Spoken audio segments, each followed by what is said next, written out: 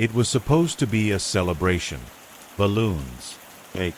Laughter echoing through the backyard. But by sundown, her son was gone. The Texas heat clung to the late summer air like a heavy memory. Cypress Bend, a quiet suburb just outside of Austin, was the kind of place where neighbors waved, kids biked without fear, and nothing bad ever really happened. At least, that's what Melissa Grant used to believe. Now, 10 years later, she stood by her window, staring at the spot in the yard where the bounce house used to be, where children had once screamed in joy, where her son, Caleb, had last been seen. It was his 8th birthday. The party had been perfect, until it wasn't. One moment he was laughing with the other kids. The next, gone. Vanished. No sound. No struggle. No trace. Melissa had replayed every second of that day thousands of times. The police launched an investigation. FBI got involved. Flyers, news stories, Amber Alerts. But days turned into months, and months into years. The case went cold. Caleb was never found. The grief hollowed her out. Her husband left 6 months later. The town whispered, then forgot. But Melissa never did. On this particular Saturday morning, her best friend, Trina Maxwell, was knocking on the door, as she had every week for the past decade. "Mel, come on," Trina called. "Just get some air. Let's hit that community yard sale over at Oak Hill." "I'm not really in the mood," Melissa murmured, still in her robe. "You've said that every weekend. It's been 10 years, girl.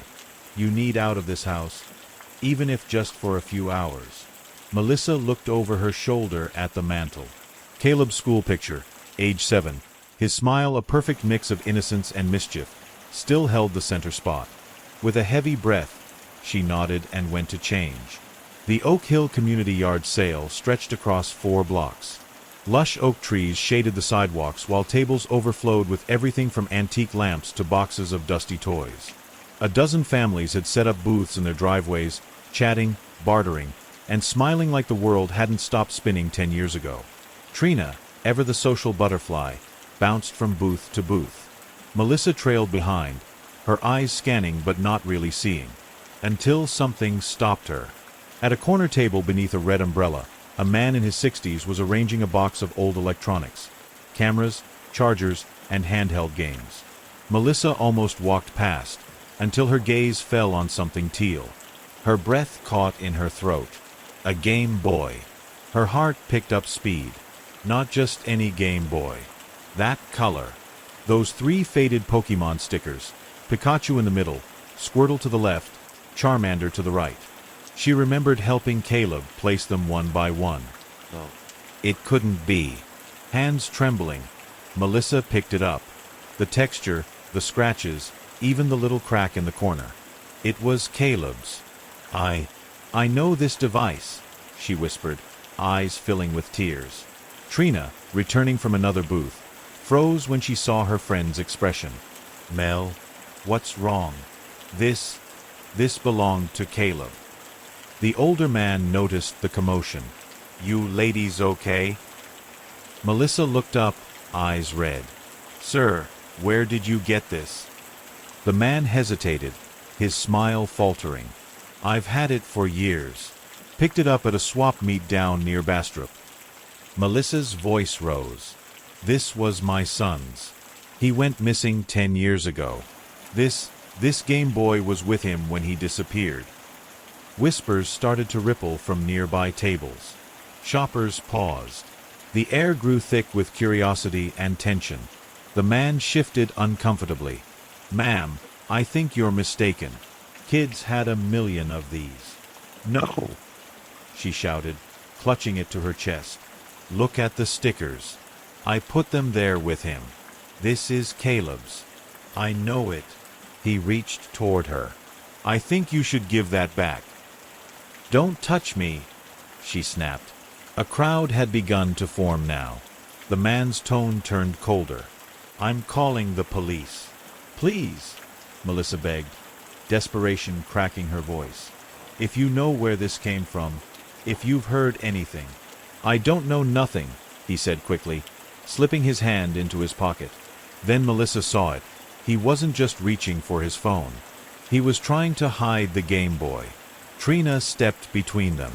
"Hey, why are you putting it away if it's just a toy?" The man's face turned red. "It's mine. You people come here starting drama. Just walk away." But Melissa wouldn't. She wasn't letting this go. Not this time. Then she collapsed, overwhelmed by grief, shaking, sobbing, and clutching the Game Boy. Gasps echoed around the crowd. Someone called 911. Within minutes, a police cruiser pulled up. Officer Hernandez, young and cautious, stepped out. "What's going on here?" "She attacked me," the man blurted. "Tried to steal from me." Melissa, still on the ground, pointed a trembling finger. "He's hiding evidence. That Game Boy, it belonged to my son, Caleb Grant. He's been missing for 10 years. Officer Hernandez looked from her to the man, assessing the situation. "Sir, do you have the Game Boy in question?" The man's jaw clenched. "It's mine. Found it years ago. We'll still need to see it." He crossed his arms. "I don't have to show you a damn thing." "Yes, you do," a new voice cut in. It was firm, calm, and instantly commanding. A plainclothes detective stepped out of an unmarked vehicle that had just pulled in. Detective Lowell, Austin PD. He flashed his badge and looked directly at the man. "We'll need to take that Game Boy into evidence." The man didn't move. "Sir," Detective Lowell continued, "we've reopened the Grant case twice. I was on the original team. That Game Boy matches the exact description logged in our missing persons file from 2013. The crowd was dead silent now. The man hesitated, then slowly pulled the device from his coat. Lowell took it gently, examining the stickers. A long moment passed. He nodded. "This is it." Melissa's knees buckled again. "I need you to come with us," the detective said, addressing the man. "We're going to need to ask you some questions, and we're going to search your property." But the man started. "Now." The officer handcuffed him as the detective radioed for backup. Melissa, shaking, looked to Trina. "What if this is it? What if we're finally going to find out what happened to Caleb?" Trina hugged her tightly. "Then we follow this all the way." Detective Lowell turned to Melissa. "You're coming with me. If this lead goes anywhere, we're going to find out today." They turned toward the patrol cars. Melissa took one last look at the Game Boy, Caleb's Game Boy, now sealed in an evidence bag. And then, just as they were leaving, Officer Hernandez's radio crackled. "Be advised, suspect's name is Roy Beckett, retired police sergeant, former K-9 unit. Address confirmed. He's got a cabin out near Lost Pines." Detective Lowell's expression hardened. "That's where we're going." And as the convoy of cars pulled away from the yard sale, Melissa's fingers dug into the car seat, her voice trembling. What if he was there the whole time? She hadn't felt this level of fear in years. But this time, it wasn't fear of never knowing. It was fear of finally finding out. The winding road to Lost Pines cut through thick woods that seemed to whisper with secrets. The sun was already dipping low behind the horizon, casting deep orange shadows through the trees. Melissa sat in the back of Detective Lowell's unmarked SUV, her fingers clenched tightly in her lap. Trina rode beside her, silent for once, her usual confident energy replaced with tense support. "I can't breathe in here," Melissa whispered, the weight of anticipation pressing down on her chest. "You're doing great," Trina said softly, squeezing her hand. Up ahead, police cruisers followed GPS coordinates to an off-grid property once owned by Roy Beckett, the retired sergeant who had clutched Caleb's Game Boy like a secret no one was supposed to see again. Detective Lowell tapped his steering wheel as the vehicle crept down the gravel path. This guy was a decorated cop in the 90s. Served in the K-9 unit for 2 decades. Kept mostly to himself after retirement. No kids on record, no close relatives. But that doesn't mean he lived alone.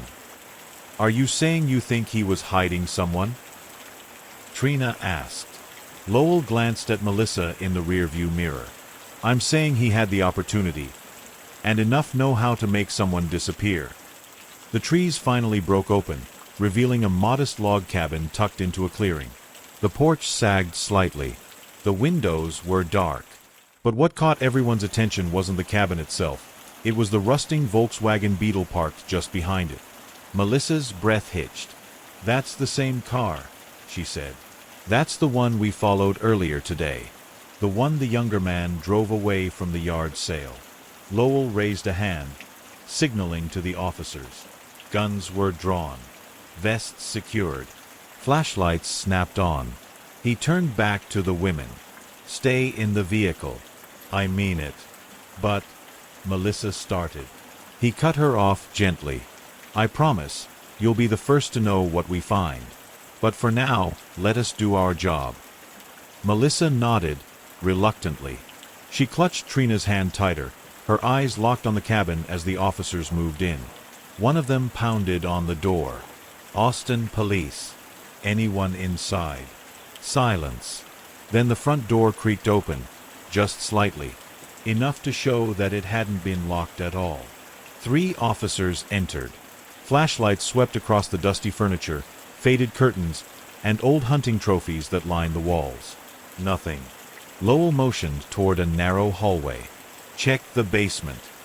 Melissa couldn't hear what was happening, but she could feel it. Every second dragged like a lifetime. Her heart beat so loudly it drowned out the sounds of the forest around them. Then suddenly, clear. One officer's voice echoed from inside the house. Another voice followed. Got something in the back room.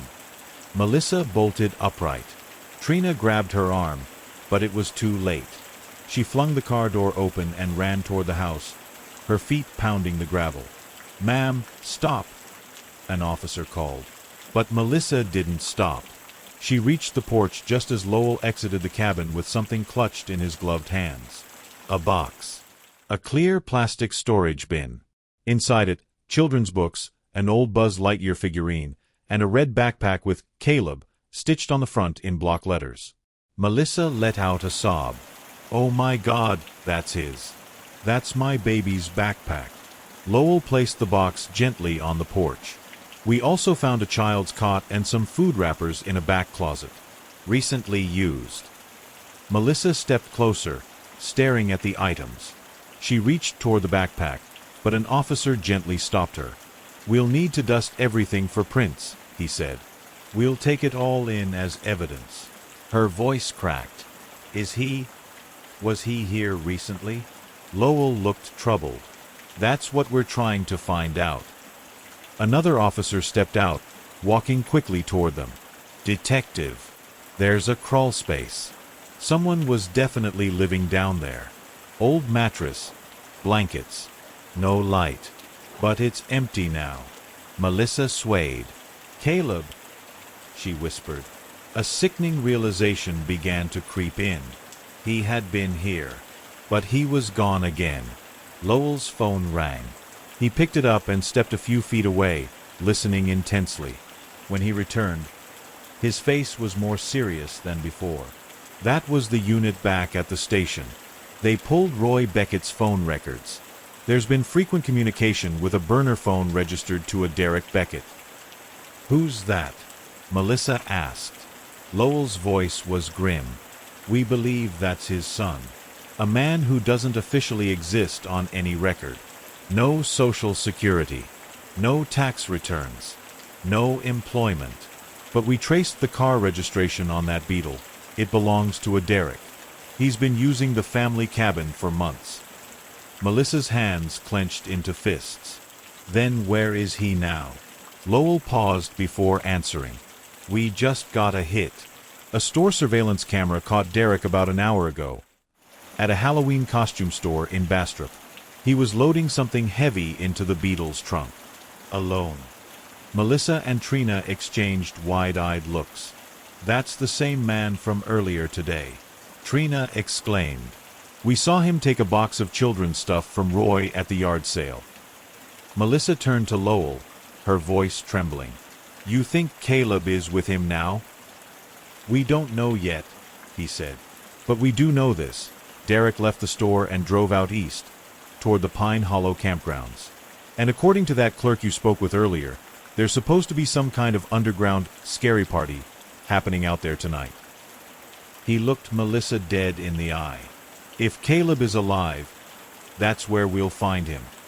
Melissa's knees buckled, and Trina caught her before she hit the ground. Lowell issued quick orders into his radio.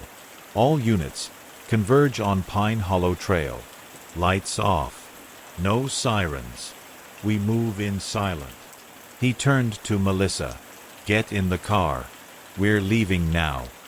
And as the officers piled back into their cruisers and the convoy of cars sped away into the night, Melissa stared out the window, gripping the seat, her jaw trembling.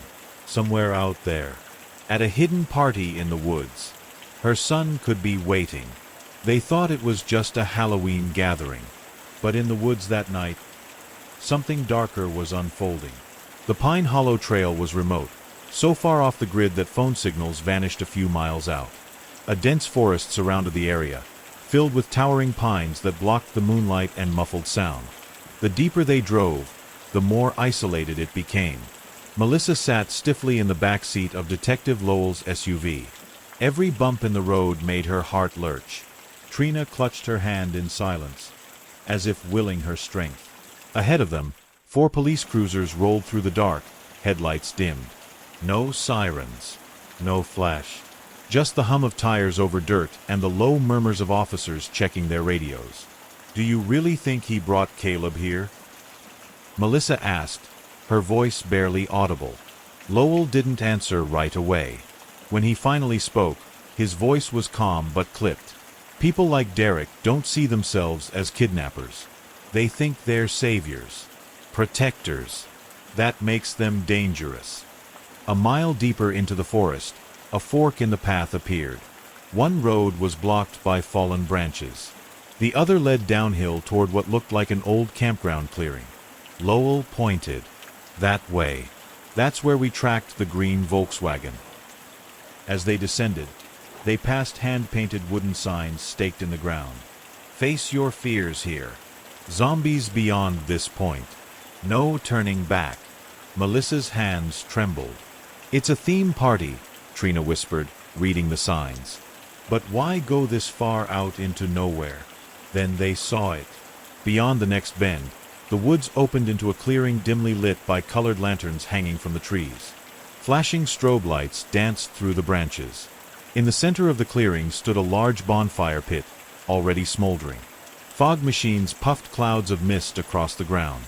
And people were there. Not dozens. Hundreds. Some in full horror costumes. Zombies, demons, cloaked figures. Others in less elaborate outfits, but all laughing, drinking, and dancing like they had no idea where they truly were. Lowell cursed under his breath. This is a full-blown event. Police vehicles cut their engines at the edge of the clearing. Officers stepped out in silence, unholstering flashlights and weapons, fanning out to surround the perimeter. "Stay here," Lowell said to Melissa and Trina again. "No," Melissa said firmly. "If Caleb is here, I'm not sitting in the car." Lowell paused, then handed her a neon vest. "Then you stay behind me. Don't talk to anyone. Don't touch anything." Melissa slipped it on, heart hammering. They entered the clearing together. The music thumped through the trees, a pounding bass line mixed with eerie Halloween effects. A tall man dressed as a headless priest was spinning as the DJ. No one noticed the officers at first. Then the music cut. Someone had pulled the plug. Confusion rippled through the crowd. Costumed partiers began to murmur, some laughing, thinking it was part of the show. Others caught sight of the guns and froze. "This is the Austin Police Department," Lowell announced through a megaphone. "Remain where you are. This gathering is unauthorized and under investigation." Some people tried to run, but officers quickly moved in to contain the group. Melissa's eyes darted everywhere. The zombie dancers, the people near the fire, the faces behind masks. Then she saw him, standing just on the edge of the bonfire light, wearing dark clothes, no costume, a hoodie pulled over his head. Derek Beckett. His arms were crossed, his body tense. And beside him, a boy, not a child, a teenager, pale, frightened, eyes darting from the crowd to the trees. The firelight flickered across his face, and Melissa's heart stopped. Caleb, older, taller, thinner, but it was him. The slope of his nose, the small scar above his left eyebrow, the way he held his arm close to his chest, like he was trying to disappear. Melissa took a shaky step forward. "That's him," she whispered. "That's my son." Lowell raised his radio. Eyes on suspect and potential victim. Southwest quadrant near the fire. Prepare to move. But something shifted. Derek must have sensed it. His head snapped around, his eyes landing on Melissa. Their eyes locked, just for a second. Then he turned and grabbed Caleb by the wrist. "No!" Melissa shouted. Derek bolted into the woods, dragging Caleb behind him. Lowell roared. "G.O." Officers burst into motion, crashing through the underbrush, radios blaring with movement.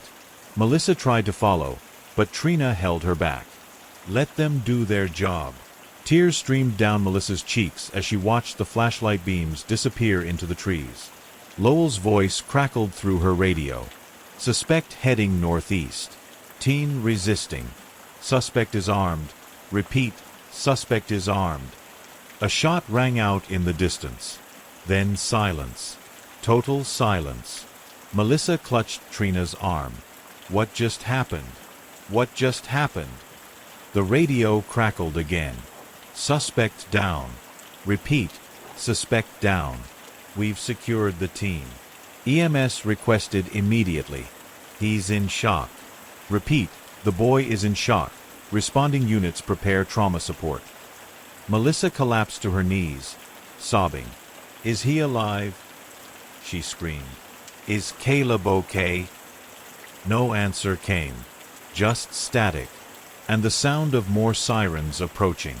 She thought she was ready to see him again, but nothing could have prepared her for the boy who looked like her son, and didn't recognize her at all.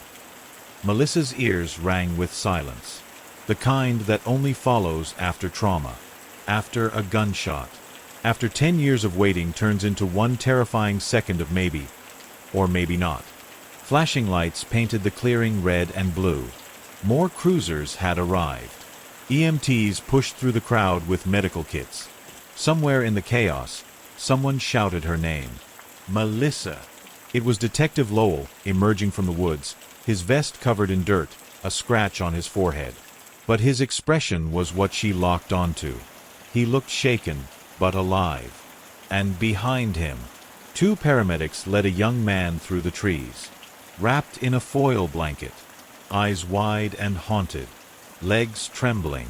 "Caleb," Melissa whispered, barely breathing. It was him. Older, leaner, his once soft cheeks now sharp with malnutrition. His hoodie was torn. His wrists were red with old marks. His lips were cracked and dry. But it was her son, her baby. Melissa ran forward, but stopped just a few feet away. Caleb recoiled. He looked straight at her and took a shaky step back, stumbling into one of the paramedics. "No, no, I don't know you," he murmured, shaking his head violently. "Where's Derek? Where is he?" He said no one was left. Melissa gasped. Her heart cracked open all over again. Lowell stepped beside her, speaking gently. "He's disoriented. He's in shock. Derek poisoned his reality for a decade." Tears slid down Melissa's face. "He doesn't know me." "Not yet," Lowell said. "But give it time." Caleb was led toward the ambulance, muttering under his breath. "They're fake. It's another trick. He said this would happen. They'll turn into them. They'll all turn." A medic helped him lie down inside. As the doors shut, Melissa turned to Lowell. "What did Derek do to him?" Lowell's jaw clenched. More than we ever imagined. They stepped away from the crowd, and he explained. When our guys caught up to Derek, he was screaming nonsense. Claimed Caleb was the last real one. That the world had ended and he'd been protecting him from the undead. He really believed that? Trina asked, catching up, her voice low and horrified. Lowell nodded. He fed Caleb a post-apocalyptic fantasy since the day he took him. Said the whole world was destroyed by zombies, and only a few survivors were left. He paused before continuing. Derek would drug him, hallucinogens, gaslight him, dress up in costumes with his friends, make Caleb think monsters were hunting him if he ever left the cabin. Melissa turned pale. Oh my God. He even had a radio station set up, broadcasting fake emergency messages. Caleb thought he was living in a nightmare, that his mother was dead, that Derek was his savior. Melissa gripped the side of the ambulance. Her legs buckled slightly, but Trina caught her. And Derek? She asked. He's dead. Lowell's face darkened. Not yet. But he's in critical condition. EMS is transporting him under guard. We'll know more once the hospital assesses his injuries. A female officer approached. Detective, they're ready to transport the boy. He's stable, but he's still nonverbal and extremely paranoid. Melissa turned to her. I'm going with him. The officer hesitated. Ma'am. I'm his mother, Melissa snapped. I've waited 10 years. I'm not leaving him again. Lowell stepped in. She rides with him. It's okay. She'll be quiet. Minutes later, Melissa climbed into the back of the ambulance, sitting beside her son. His eyes were still wild, but less combative now. He gripped the blanket tight around his shoulders, whispering something she couldn't understand. She didn't say anything at first, just sat beside him, held his hand. And for the first time, he didn't pull away. The hospital room was quiet, sterile, dimly lit. Caleb lay in bed, for in his arm, eyes darting to the corners of the ceiling. Nurses moved in and out gently. Melissa sat at his side, humming softly. The same lullaby she used to sing when he had night terrors as a toddler. He didn't respond, but he didn't flinch either. Detective Lowell joined them after an hour, with a grim update. Derek survived surgery. He's in custody, sedated, but stable. Melissa's voice was brittle. Will he go to prison? He will, Lowell said. Even if he pleads insanity, we've got 10 years' worth of evidence. Kidnapping, child endangerment, psychological torture. He'll never walk free again. Melissa's eyes narrowed. He should rot. Lowell nodded. But then he handed her something. We found this in Caleb's backpack. She unfolded it slowly. A notebook. Childish scribbles filled the first few pages. Then drawings. Dozens of them. Zombies. Monsters. People with hollow eyes. And always a small boy standing in the corner of each page. Alone. The last page was different. A picture of a woman. Brown hair. Kind eyes. A son in the background. And next to her, the boy. Labeled in shaky handwriting. Maybe Mom. Melissa's breath hitched. Oh, baby, she whispered. Just then, Caleb stirred in his sleep. His lips moved. Melissa leaned in close. His voice, raspy, hesitant, barely audible. Are the zombies gone now? Melissa swallowed the lump in her throat. They're gone, sweetheart. You're safe. He didn't open his eyes, but he nodded. That night, Melissa didn't sleep. She sat beside him the entire time. And in the early hours of the morning, when the machines beeped softly and the hallway lights dimmed, Caleb opened his eyes. He looked at her, really looked, and whispered, Do you sing that song to me? Melissa nodded, tears blurring her vision. Every night. Then, just before he drifted back into sleep, Caleb whispered. You smell like her. Melissa smiled through her sobs. I am her.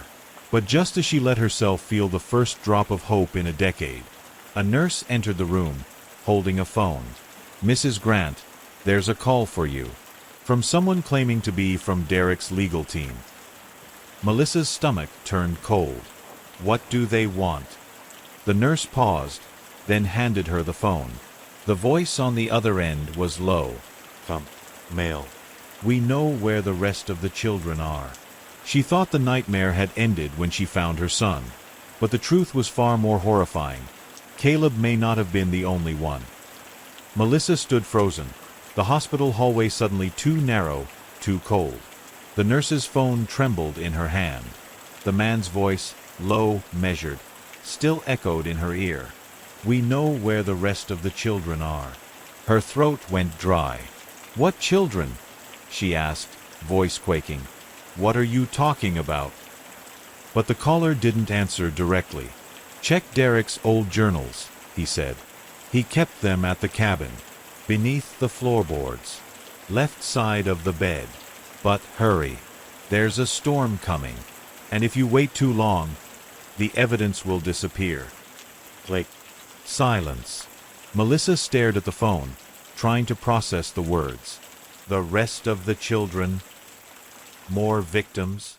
Or something even worse? Trina appeared beside her moments later, concern written across her face. What happened? You look like you saw a ghost. I just got a call, Melissa said, barely above a whisper, from someone claiming to work with Derek's legal team. Trina's eyebrows shot up. Already? What did they say? Melissa turned to her with wide, terrified eyes. They said there are more children. By noon, Melissa was back inside Detective Lowell's office. The blinds were half closed, and the overhead light buzzed quietly. Lowell sat opposite her, flipping through a report. When she relayed the phone call, his jaw tightened. They gave you a tip and a warning. She nodded. Said we'd find Derek's journals beneath the cabin floorboards. Left side of the bed. Lowell stood immediately. That cabin was already processed, but we didn't tear up floorboards. He grabbed his radio. Dispatch, I need a forensics team prepped. We're going back to the Lost Pines cabin. Bring excavation tools and a crime scene unit. This is urgent. He turned to Melissa. You're riding with me. The sky was already turning gray when they reached the forest clearing again. A storm rolled on the horizon, thick clouds gathering above the towering trees like shadows waiting to drop. Inside the cabin, the air was dank and still. Flashlights bounced off cracked wallpaper and old wood. Lowell and his team zeroed in on the bedroom. Left side of the bed, Melissa whispered, pointing. That's what he said. One officer used a pry bar to lift the warped wooden planks. The first few seconds revealed nothing but dirt and bugs.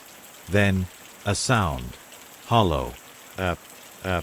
Right here, the officer said. He reached down, brushing away dirt. A metal box. Rusty, locked, but clearly deliberate.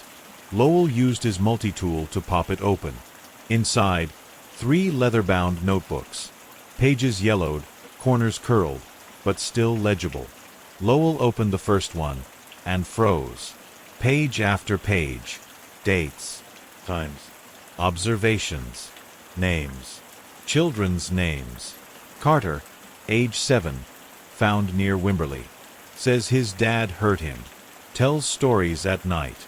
Doesn't sleep. Started calling me Dad. Promising. Asterisk asterisk. Nico, age 6, ran away from group. Had to tie him down. Needs more medication. Afraid of shadows. Emily, age 9, believes in the apocalypse. Wants to stay. Obedient. Perfect little sister for Caleb. Lowell exhaled slowly. Oh my God, there were more. Melissa's face went pale. Did he keep them all here? Lowell flipped to the back of the last journal. A list. Current count. 4 to 2 gone. 1 unstable. one fading. Caleb's strongest. Where are they now? Melissa whispered. Lowell's voice was grave. We don't know. He turned to one of the officers. Contact the missing children's unit. Cross-reference every name in these journals. I want answers within the hour. Rain started to tap against the roof. Then thunder. Back at the hospital, Caleb stirred again. Melissa had rushed back to be with him, her nerves raw from what they'd just uncovered. She sat beside his bed, stroking his hand gently. Sweetheart, she whispered, do you remember anyone else? Other kids? Friends from where Derek kept you? Caleb blinked slowly. His voice was barely audible. There was Emily. Melissa leaned closer. Emily? Who is she? She was scared a lot. Derek said she was sick. She used to cry when the power went out. He told me she wasn't real. But I know she was. He looked at her now, his eyes clearer than they'd been all day. He made me bury her. Melissa felt her soul break. She covered her mouth as a sob escaped. Lowell, standing nearby, lowered his head. Caleb continued. It was cold. He said she was too weak to stay in the new world. Oh, I made her a cross. With sticks. The boy began to shake, curling into himself. Melissa climbed into the hospital bed and wrapped her arms around him. You're safe now, she whispered. You don't have to carry that alone anymore. But outside the room, Lowell's phone buzzed. He answered. The officer on the line sounded rattled. Detective, we found a second cabin. It's not on any record, but Caleb mentioned a girl named Emily. And Lowell asked, there's a grave out back, marked with sticks. Lowell's voice dropped. Anything else? The officer hesitated. The cabin shows signs of recent use.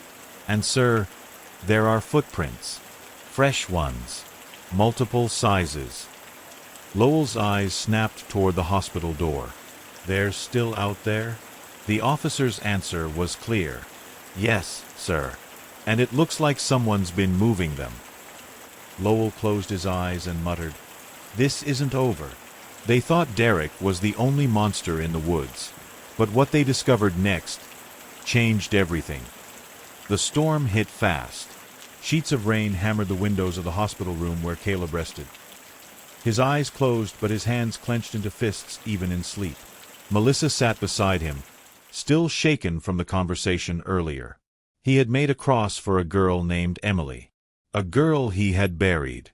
A child he believed was dead. And now, there might be more.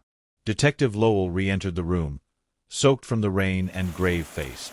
We confirmed it, he said quietly, wiping water from his brow. The grave outside that second cabin. It's real. Small body. Female. No ID yet. But there are signs the site was visited recently. And Melissa held her breath. And what? There were fresh food wrappers, mattresses in the basement, and signs of more than one child. Our team thinks someone else, possibly another adult, is keeping them hidden. Melissa stood. You think Derek wasn't working alone? Lowell hesitated before answering. Not exactly. We think someone took over after him. Later that evening, inside the police precinct's evidence review room, Lowell laid out more of Derek's journal entries across a long table. Melissa, now wearing a borrowed sweater, joined him along with Trina, who refused to leave her side. These weren't just ramblings, Lowell said, pointing to entries. Derek was methodical. He tracked behaviors, food intake, even sleeping patterns. This was more than an obsession. It was a system. Melissa stared at the page where one line was circled in red ink. Can't trust Emily anymore. She remembers too much. I told her mom was dead, but she doesn't believe me. Might need to relocate. Lowell flipped the page. Past Emily to LT, too much of a risk. Caleb's mind is softer. He still believes. LT can handle the rest. Trina frowned. Who's LT? Melissa's voice cracked. Another monster. Lowell grabbed a whiteboard and began writing. LT equals unknown identity. Emily equals deceased. Caleb equals found. Other children equals status unknown. He tapped the marker on the board. We believe Derek passed the remaining children to this LT somewhere around a year ago. He started referring to himself less and used phrases like the network and the chain holds. Melissa's stomach twisted. A network? You think this is bigger than Derek? Lowell looked at her directly. I think Derek was only a gatekeeper. A knock interrupted the room. An officer stepped in holding a manila folder. We've got something. Facial recognition hit off a trail cam from Pine Hollow. A motion sensor camera captured two kids walking with a tall man in a poncho about 4 nights ago. Based on body size and posture, one of the kids is a girl, around 10. Possibly matches missing child Zoe Madsen, vanished from Temple, Texas, 2 years ago. He handed the photo over. Melissa's breath caught. The girl in the image wasn't Emily, which meant there were still more. Lowell flipped to another report the officer handed him. It was from CPS. 3 missing children across the past 4 years. Each disappeared within 100 miles of Cypress Bend. All with eerily similar details. No forced entry, no ransom, no witnesses. Just vanished. They're moving them around like property, Melissa whispered. Like ghosts. Lowell nodded grimly. But we might have a shot. He pulled up a blurry screenshot from the surveillance system of the Halloween store they'd visited. In the corner of the frame, next to Derek, was a woman. Long dark braid, oversized hoodie, sunglasses. Facial match. 60% match to Lorraine Tucker, aka LT. Lowell explained. She used to work with foster youth. Had her license revoked 10 years ago. But she disappeared before charges could be filed. Melissa stared at the image. That's who has them now. Lowell nodded. And we just got a lead. He pointed to a delivery log from the party store. 3 nights ago, LT placed a bulk order for tents, thermal blankets, and glow sticks. All delivered to a property listed under a fake business name, Wilderness Kindred Camp. Where is it? Trina asked. Lowell looked up. A remote patch of woods just outside of Bastrop. No marked trails. No GPS signal. Local kids call it the Devil's Hollow. Melissa didn't flinch. When do we leave? The team mobilized that night. Tactical officers, forest rescue units, and a K-9 team loaded into dark SUVs. The rain had lightened, but fog now rolled across the back roads like a blanket hiding everything beneath it. Melissa rode in the back seat again, next to Trina, who refused to let her go alone.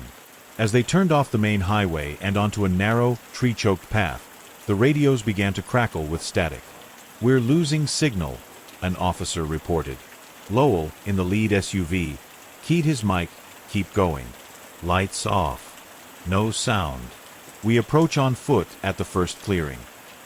They parked near a down signpost marked with rotted wood.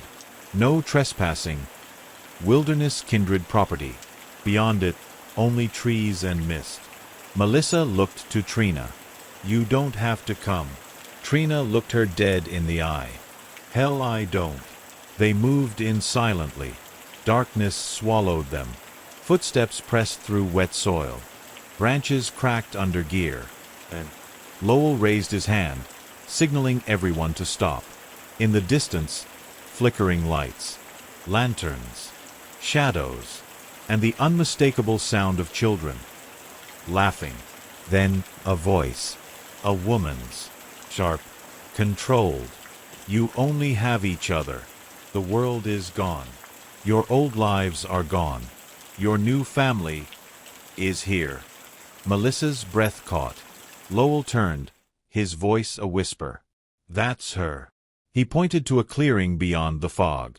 She's building her own world.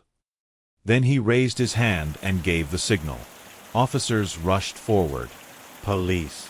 Hands in the air. Nobody moved. Screams erupted. Children scattered, and in the chaos, Melissa spotted her. A young boy, barefoot, eyes wide. He wasn't more than 6, running into the woods. Melissa broke from the group. "Wait, come back." She chased him through the trees, heart pounding, breath ragged. Branches whipped her face. The ground was slick. Then suddenly, she tripped, tumbled down a steep slope, crashing into darkness. Everything went silent, and when she opened her eyes, she wasn't alone. A flashlight beam flickered over a rock wall. Dozens of sleeping bags, candles, drawings on the stone, and chained to a post at the center. A girl, gaunt, pale, with long tangled hair. She looked up, and her lips trembled. "Are you a real?" For 10 years, she searched for one child. But on this night, she would help save them all. Melissa blinked against the dark, her body aching from the fall. The underground space smelled of damp stone, mildew, and something else. Sorrow soaked into the walls. She rose slowly, flashlight in hand, sweeping the beam across the hidden chamber. There were makeshift beds, thin blankets spread across uneven concrete. A toy doll missing an eye, half a granola bar, a bucket for water, and at the center, shackled to a rusted metal pole, was a girl. She couldn't have been more than 10.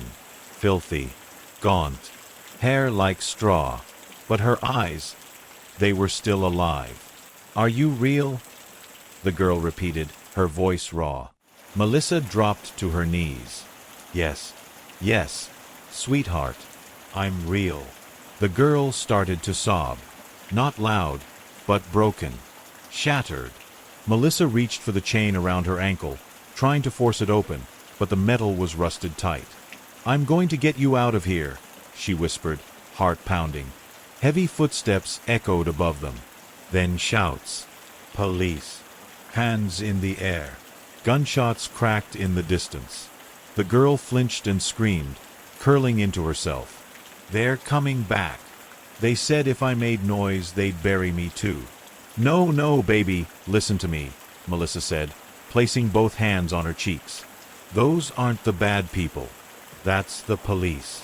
They're here to rescue you." Another voice rang out, closer this time. "Melissa!" It was Lowell. She shouted, "Down here. I found one of them. She's chained." Officers descended into the chamber moments later, flashlights slicing through the dark. One rushed forward with bolt cutters. It took 2 hard snaps, but the chain fell. The girl collapsed into Melissa's arms. Her name was Chloe. Above ground, chaos reigned. Lt. Lorraine Tucker had tried to run, dragging 2 children into the woods. But she didn't get far. A K9 unit tackled her by the river's edge. She screamed delusions as she was dragged into custody. "The world ended. You fools are ruining everything. They were safe with me. I was saving them." Lowell stood over her as officers hauled her into a transport van. "You didn't save them," he said flatly. "You stole them, broke them. But they're going home now." Back at the clearing, officers gathered the children, 9 in total. Some were barely verbal. Others sobbed. One had a bruise the shape of a belt buckle across his back. And all of them had one thing in common. They believed the world outside had been destroyed. That their families were dead. That monsters lived beyond the trees.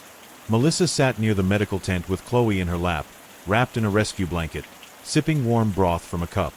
A paramedic checked her vitals. "She's dehydrated but stable," he said. "No broken bones. Malnourished, but she's a fighter." Lowell approached quietly. "She's one of the missing," he said. "Chloe Sellers. Vanished from outside a bus stop in Brenham, Texas, last year. Her mother never gave up. Kept printing flyers. Made a podcast about her." Melissa kissed the top of the girl's matted hair. "She's going home." Lowell nodded. "Thanks to you." Melissa's eyes scanned the makeshift triage center. Each child had a blanket, a nurse, a kind word. a glimmer of hope. And in that moment, something shifted in her. She had spent 10 years chasing the past, chasing Caleb. But tonight, she helped give 9 children a future. 2 weeks later, Caleb sat at the edge of the porch in front of their new home. Small, quiet, just outside of Austin. Sunlight filtered through the trees. He was drawing with colored pencils on a sketch pad. Melissa joined him, carrying 2 mugs of cocoa. He looked up. Mom. She never got tired of hearing that word. Yes, baby. Chloe's going to school next week, he said. She called me her big brother. Melissa smiled. That's because you protected her. Even when everything else was falling apart, you never stopped trying to be good. He handed her the sketch pad. On it was a drawing. A house with a garden. A woman. A boy. A girl. A dog. Everyone smiling. I want this one to be real, he said softly. Melissa's heart broke in the best way. It already is. Back at the station, Detective Lowell packed the final box of evidence from the case. Photos, files, journals. He paused at the last page of Derek's final notebook. It read, "The world ended 10 years ago. I built a new one from the ashes. They'll thank me someday." Lowell shook his head. No, the world didn't end, Derek. He looked out the window toward the city. But thanks to Melissa Grant, a few children's lives just began again. Life lesson. Love doesn't just search, it rescues. It doesn't just wait, it fights. Melissa never gave up on her son. But in the end, her love saved more than one child. It reminded the world that monsters may hide in plain sight, but so do heroes.